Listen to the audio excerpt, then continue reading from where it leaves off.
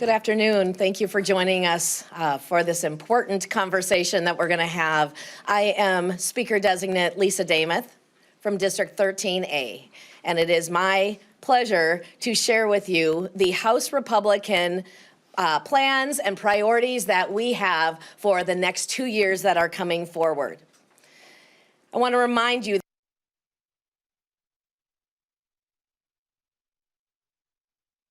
watched an $18 billion surplus be spent. Not only was that spent on the backs of Minnesotans, another $10 billion of taxes and fees were added to support purely partisan priorities. And I'm happy to tell you today that those days are over. In the House of Representatives, House Republicans stand with 67 members in our caucus. As you have watched the news, we know that Democrats no longer have 67. There is no longer a tie in the state of Minnesota. Democrats will be coming in with 66 members. What that does is that gives us an organizational majority that we fully intend to exercise that right. We will be showing up on January 14th ready to do the work that Minnesotans have sent us to the House of Representatives to do. House Republicans are ready to act on what we have heard from Minnesotans across the state over the last 2+ years. We have been listening, and in order to act on those things, we know that Minnesotans want us to stop the rampant fraud in the state of Minnesota. We know that it has gone unnoticed or uncared for, and there has been a lack of accountability when there is known fraud, and we look forward to putting an end to that. The way that we are going to do that is we are going to have a committee that the sole purpose is focusing on stopping the fraud, rooting it out, and holding our agencies accountable to end this. Minnesota taxpayers are tired of funding the fraud. House Republicans are ready to make that change.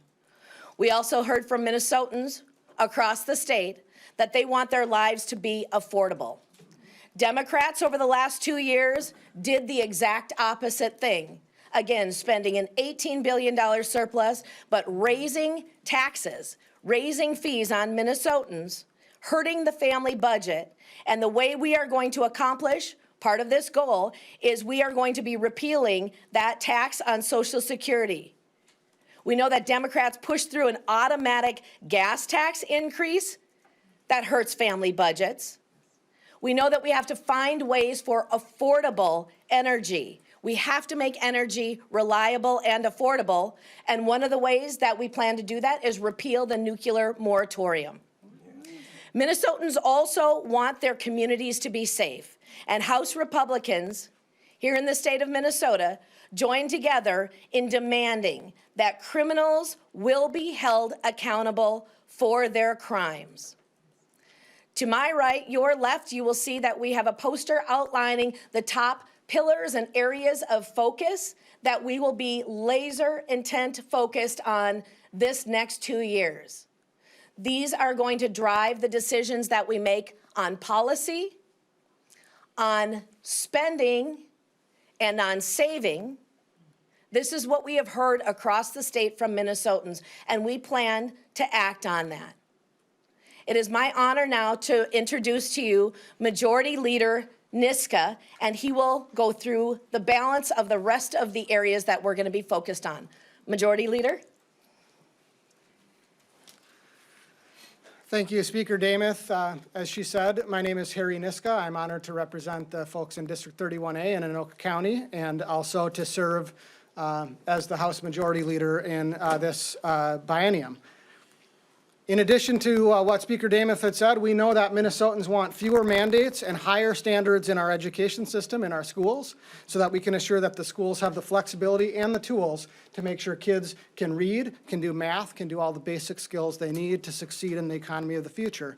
Less than 50% of the students in Minnesota schools right now can read or do math at grade level. That has to change, and that's going to change when Republicans are able to pass the reforms that we're going to be advocating for. We've heard that people want Minnesota tax dollars to be spent helping Minnesotans. That means that we need to defund the fraud. That means that we need to defund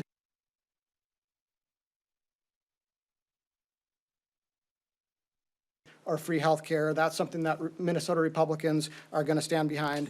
And Minnesotans want us to build for the future. That means that we need to have permitting reform that allows us to build the infrastructure and other projects without unnecessary red tape. And so we're going to be working to ensure that Minnesota is an excellent place to start a business, to have a job, to live and to work and to create jobs. So those are the priorities. Those are the things we intend to bring forward to serve the people of Minnesota when we show up for work on day one, and we're ready to take questions.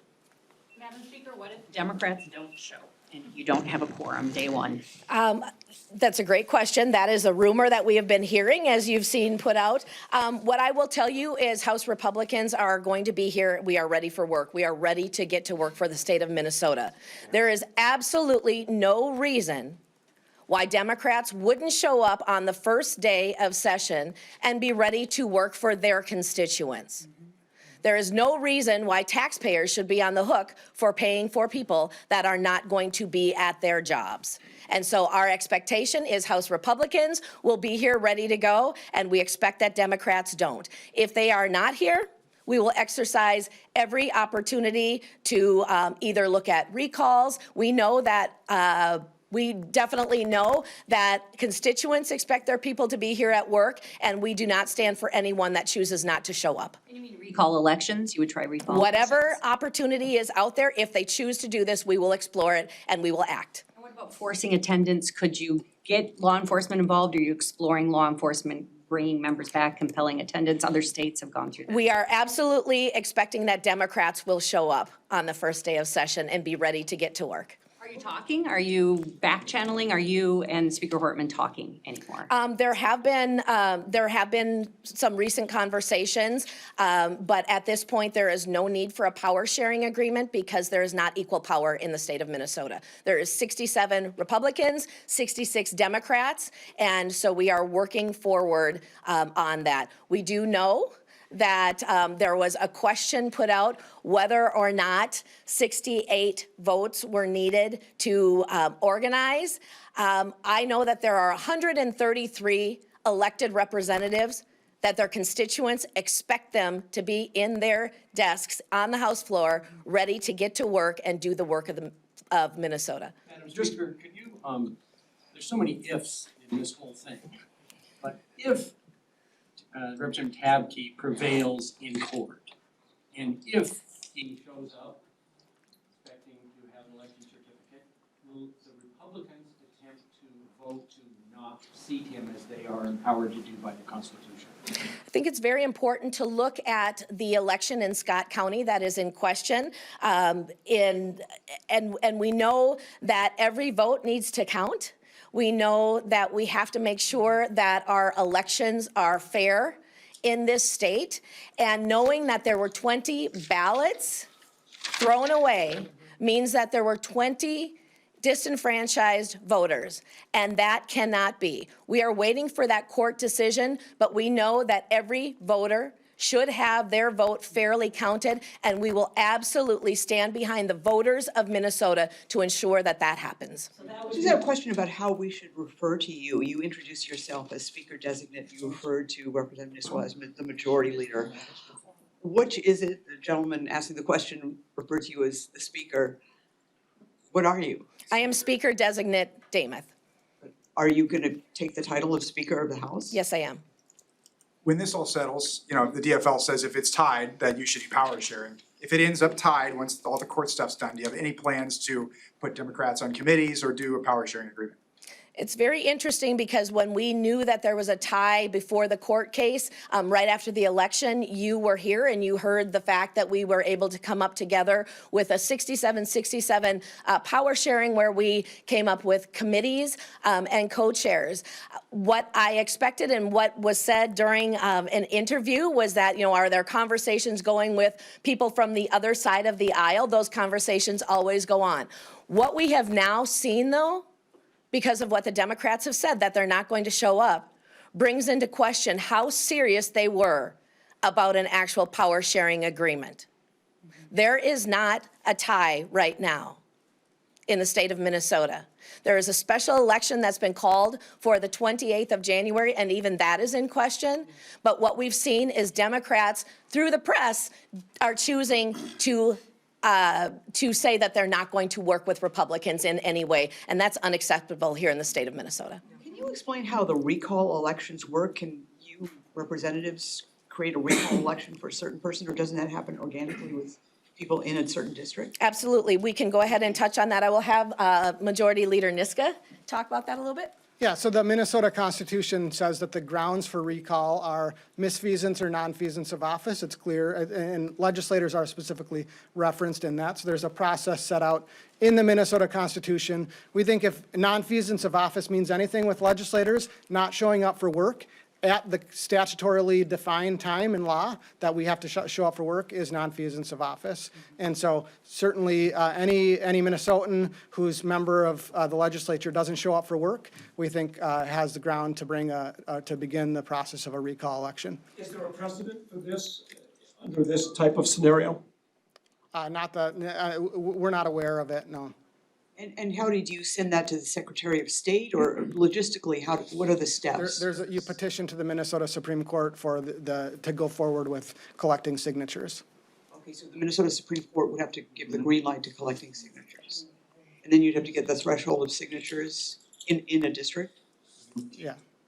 Can we come back to committee structure? At this point, are the committees the same? Do you expect to completely throw them out? Do you expect to have chairs? What would the balance of power look like? Can you dive into that a little? Right now, knowing that there's not a power sharing agreement that's needed because of the fact that we have 67 members, they have 66, there would not be co-chairs needed. We have Republican chairs that are doing the work. In fact, today, as you remember, is the deadline for when our chairs had sent out letters to the agencies and to the commissioners asking for additional information. Today's that deadline. I don't know that all of that has been returned, but we don't need co-chairs if there is not a tie or a power sharing agreement. Our expectation is Republicans will be chairing the committees. And the balance, would you strike some Democrats currently from committees? Because currently it's tied on committees, yeah. Currently, it is tied on committees, and I would say that's yet to be determined. But what I will tell you is if Democrats don't show up for work, why would they be given a committee seat at all? They have to be ready to work. But the fact that there are less Democrats than Republicans, we very possibly will be reducing the number of Democrats on each committee. Back to the tab key question, please. So even if the court upholds that election, the judge upholds that election, you don't intend to seat him, it sounds like, because you don't. So we're still waiting for the judge's ruling. Obviously, the judge is going to issue some sort of findings of fact, we expect. Brad Tabke's lawyers said that that's just a recommendation to the legislature. And the Minnesota Constitution is very clear that each house is the ultimate authority for the returns of its members. So if Aaron Paul, his campaign brings a contest to the Minnesota House, it is our constitutional obligation to judge that, and we would intend to do that. And it sounds like you expect that he will do that, so you do not expect to be seating tab key, it sounds like. That's a process that we would take seriously in the House. Well, it sounds In like what you- situation would you not seat Tapke? What would the facts have to be for you not to seat him? There's 20 voters who weren't able to vote in a election decided by 14 votes, and a number of us have described our concerns about that election. And is there precedent for a court compelling the seating of a member? Have you found that in case law? No, the precedent is exactly the opposite. In the Pavlak case, the court said this goes back to the House, and the House was the final rule, the final word on that. And the Minnesota Constitution is very clear about that as well. About the priorities and the fraud committee specifically, can you go into a little bit more detail about what that, is that like oversight hearings you're talking about? Are there specific legislative proposals, whether there's some the governor introduced or others that you anticipate that committee moving through? Like, what is that actually gonna look like? Sure. Is there a chair yet? I'll answer both of those questions. So yes, the fraud committee will be fraud and agency oversight. There will be subpoena power within that, being able to look and get answers on what we have known is fraud and holding those agencies accountable. Yes, there is a chair already chosen. That committee will be chaired by Representative Kristen Robbins. Doesn't all this, Any proposals for like proposals, you know, new laws or new statutes? Sure, we Will are. those also go through those can you talk about what you might do for those? Do you have any ideas on that? Absolutely. So we are still working on the actual bills that'll come through and the process there. But as you know, as I referenced earlier, that all of our committee chairs have sent out letters to the agencies asking for a number of different things. The number of full-time equivalent employees, how many are actually filled or not filled, what type of office space is either filled or not filled right now, ways to find cost savings, because remember, we're headed for a deficit in a short number of years, even after $18 billion surplus, even after raising the state budget like over $10 billion. And so we know that we need cost savings. We are asking those agencies to provide that information. Also, when there's known fraud in the agency, what are they doing to combat it? All of that work is being done first within our committees and then secondary and right alongside in the committee for fraud and agency oversight. You will see this theme ring true as you've been hearing over the last number of years from House Republicans that we need to stop the fraud in the state. This is one path forward. Do you have thoughts on the governor's fraud proposals released Friday, like some of them, like beefing up the Medicaid fraud unit? You know, I think it's very interesting that right before the start of session, after fraud has been known for years in the state of Minnesota, that the governor, instead of under a full trifecta, coming up with bills that would have handled fraud in a better way, decided to do an executive order to try to combat fraud and actually have the executive branch police itself. That doesn't work. And so are we willing to work with the governor on ways to stop fraud in the state of Minnesota?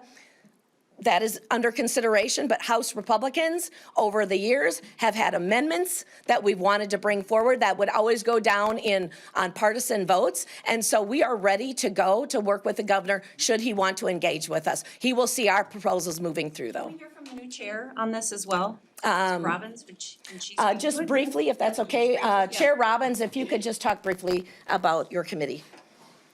Hi, Representative Kristen Robbins, 37A. So I'm very excited about this opportunity. I appreciate the governor's proposal that he put out on Friday, but it's sort of like the fox guarding the hen house.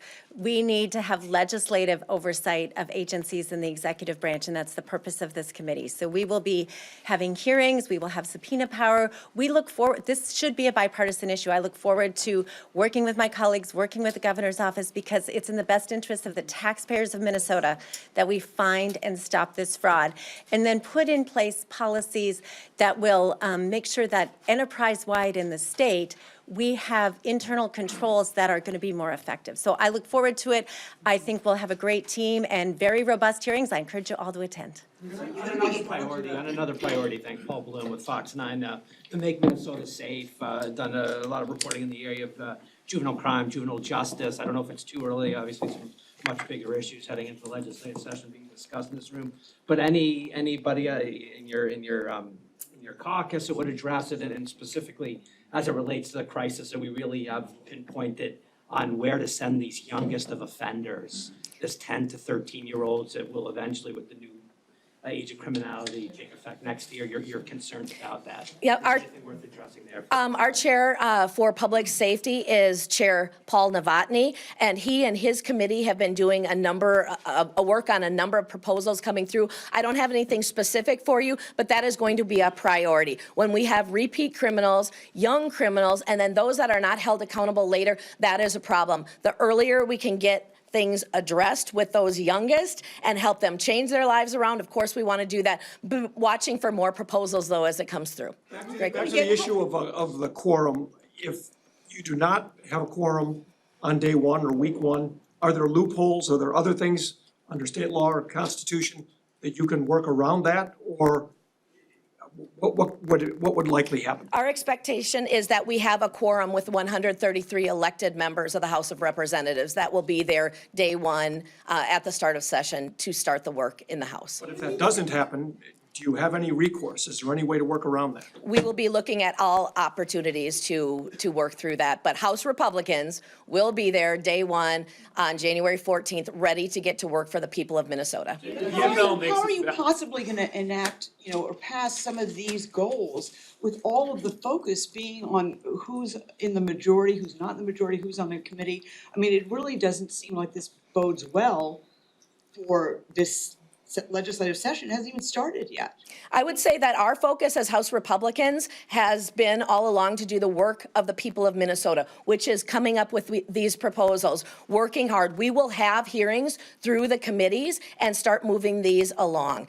We know that when there was 67-67, when a power sharing agreement was needed, we still knew at that time that we needed 68 votes, and we know that going forward. I would encourage my Democrat colleagues to join us on the things that Minnesota, that's nonpartisan, Minnesota is asking for these things. My expectation is Democrats are going to want to join us in that work. Hey, Madam Speaker, designate, is remote voting going to be part of the rules, temporary rules? At this point right now, in the temporary rules, remote voting is still possible in the House of Representatives. We are looking at that.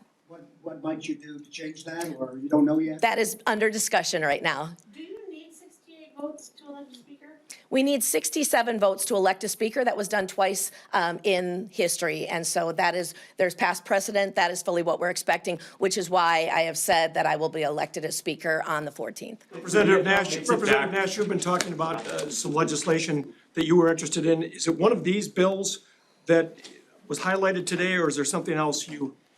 Well, thank you, Tom. I'm State Representative Jim Nash. I represent District 48A. I'm the Majority Whip. And yeah, I've been talking about fraud for the last 10 years as I've served on the State Government Finance Committee, but there is an effort that I've been undertaking. And very, very quickly, it's a scoring system that would create, we'll call it a fraud note, that would take OLA recommendations that have been made to different agencies, and it would measure whether they have been fulfilled or not. So let's say the Department of Education or the Department of Health, we'll just pick a number. They've had 20 recommendations by the OLA that have been made for increasing internal controls. If they've implemented 2 of them, we're going to be able to score that. And as we move forward in the appropriation efforts, we'll be able to say, you've implemented 2 internal controls out of 20 recommended, and it is intended to make sure that all members who are going to be casting a vote there in committee are well informed so that they can say, you're not responsible with money, and we've seen rampant fraud coming out of just those 2 agencies alone. This is an effort that should be 134 votes in the chamber that will say, we don't like fraud, we're trying to take precautionary steps to make sure we eliminate that fraud, and simple information that's given to the legislators before they cast a vote, whether to appropriate or not to appropriate money, is very, very important. So would that impact their ability to get the appropriation they're seeking, or what would be the ultimate goal? Legislators still get the chance to cast a vote whether they're going to appropriate money or not, but I would be shocked if even my DFL friends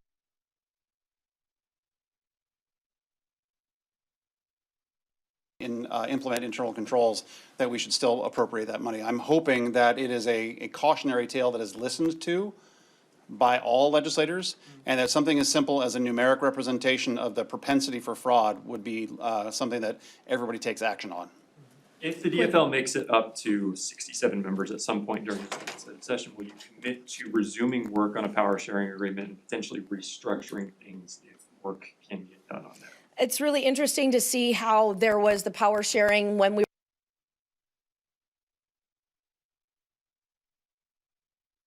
there is a member that was elected, lied to the constituents and to the state of Minnesota, decided to resign a seat he has never held, so a special election needed to be called.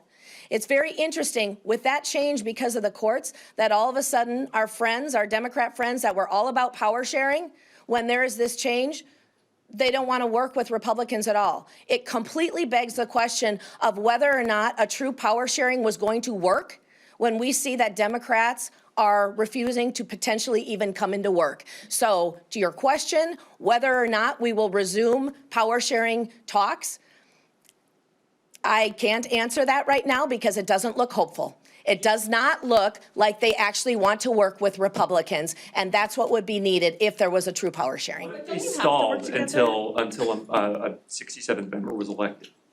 We will do the work. Sure, we will absolutely do the work that Minnesotans have sent us to do, and that is electing me as speaker on day one. We will start the committee work going forward. Whether they choose to show up or not is up to them. What Do you about hope that to have seat? 68 Republican votes by the time their end of session when the rubber hits the road? We know that there could be another special election. We have an election in Roseville that is not yet determined. We will have 68 votes to pass bills off of the House floor. And what about that special election and the timing? We're gonna hear from the party chair. Do you think that was legal or constitutional for the governor to call that in that timeframe? You know, the statute is very clear on how, due to an election contest, a special election is to be called. It clearly says that a special election can be called 22 days after the first day of session. First day of session is the 14th. Pushing that out 22 days. The special election should have been called February 5th. We fully, though, as much as we want that seat filled as soon as possible, we first expect our governor to actually follow the law. And that was not done. And is the caucus joining the suit officially? We are focused on the work that we're doing. The state party has gone ahead and filed this suit, which we know that they have every right to do, and we're supportive of that. But we've been focused on the things here at hand, doing the legislative planning and work while they've been handling it on the other side. Unofficially supportive, not. Unofficially supportive. Okay. Madam Speaker Designate, I'm just wondering, as Minnesotans are watching this at home, this sort of back and forth between yourself and your Democratic peers, what should they take away from this, and should they be worried about not passing a budget in time? I fully believe that Minnesotans have sent us to do the work and that we can pass a budget that is fair, that actually has a number of these things included, that is not overtaxing Minnesotans anymore. Minnesotans expect us to do that work, and this is a perfect opportunity for our Democrat colleagues to prove that they will be willing to work with Republicans, even in this case where they've pushed our voices out and our vote. Obviously, they didn't take anything over the last 2 years and didn't want to work with Republicans anymore at all. And so now this gives them the perfect opportunity to step in and say, you know what, even though we have to have a special election and we lost the tie, we're willing to do what's right for Minnesotans and step in and work together. Minnesotans should expect that that budget would be passed. It would be a solid budget and it will be passed on time. What about the Senate? Have you talked to your friends that are in a tie now over there and what that portends for session? We can tell them what it was like to be in a tie for a short time. Now, obviously, we are in that organizational majority, but yes, we have been in communication with Senate Republicans. We have not been in communication with Senate Democrats. They have not engaged us in any way. What does that portend for session? I mean, could we be in complete deadlock if both chambers are tied? It's really interesting to me to know that there is bipartisan work that can always be done, but to watch a party dig in and refuse to work in a tie or in an organizational majority is incredibly disappointing. This is a time where balanced government was what Minnesotans wanted. This is a time to prove that it can be done. It's going to be up to our Democrat colleagues, both in the House and the Senate, how much they actually do want to work with Republicans. Do all of the Republican caucus members in the House live in their districts? Yes, all Republicans in the House of Representatives absolutely live in their districts. Can someone talk about, it sounds like there's gonna be a crackdown on people without legal status utilizing state programs. I'm wondering if someone could talk about that. It was mentioned. I can take that. We know that the spending that was done over the last year to the North Star Promise Act, the free college, basically, where I just want to remind everybody, nothing is free. So that's taxpayer-funded college education. We believe that taxpayer-funded college education should be available to Minnesotans that are here legally. Wouldn't you have to repeal or update the Minnesota Dream Act in order to do that? There would be a number of things that we would be looking at to accomplish this. That free college, taxpayer-funded college, is already out of money, and it's very interesting that as that bill was written and passed into law, that it didn't take into consideration those students that were going to choose private education, but only public education. And so there's a lot that needs to be changed in order to make that workable for Minnesotans, for Minnesota taxpayers and students that would be able to take advantage of that so that they would have their opportunity to make the best educational choice that they would like to make. You mentioned gas tax increase. Can you clarify, do you want that rolled back? We need to roll back as much of these automatics that were put into place because we do know that we're headed to a deficit.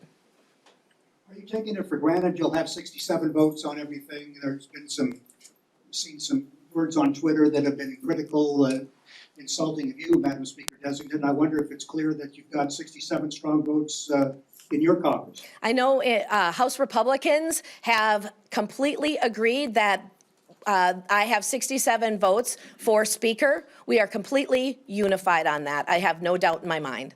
How about the rest of the agenda going forward? We have still not completely developed that, the rest of the agenda. We obviously have the priorities that you'll see here, and we'll move through the committee process as we bring those forward. Have you started to talk to Democrats about any of these items, maybe even like the nuclear moratorium, if you could get a vote or something on that? We will continue talking with our Democrat colleagues should they show up for work.